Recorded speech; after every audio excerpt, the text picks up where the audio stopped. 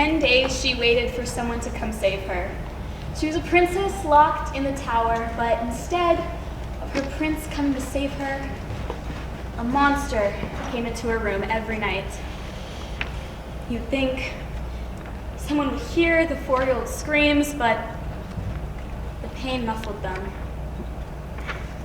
As this monster, the mother called lover, tortured her, the princess watched.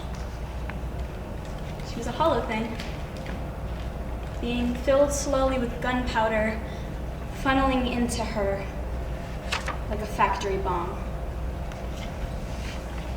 At 13 years old, he was bound by zip ties that held his hands and feet.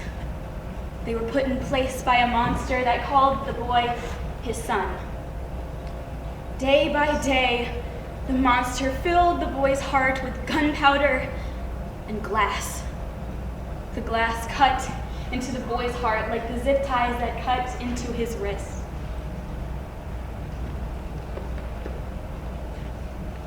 The mother watched as her son deteriorated in front of her. His muscles atrophied, his skin yellowed, and his hope wore thin. But she felt more for the monster than her own son. By the time the police found the boy, it was too late. The boy would never be the same. His hands still felt tied, his mouth open wide, and his heart already turned into a bomb. A child bound to their parents by love and responsibility, their parents bound to the needle by addiction and lust. One day, the child asked for a simple bowl of cereal and was struck. Why did something so simple result in something so destructive?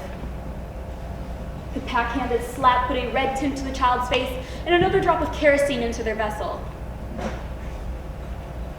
This child born to the world wanting the needle more than the bottle, this life unfit for anyone, especially a child who had not yet celebrated their 6th birthday.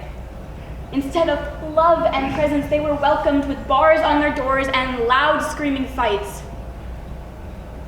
Little did the mother and father know that those loud screaming fights were turning their child into a bomb.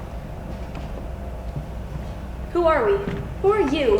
When are we going to detonate these children? Where were we when the minds closed and the different became separate and the children became bombs? It will be hard and complex for these children to unwire themselves from this destructive state, but as a race, we should be there for these children. As me and my peers enter our adulthood, I hope to help these children diffuse, not explode. But I digress from the topic of life, so I can focus on giving these children a better chance before they recoiled into themselves and set off.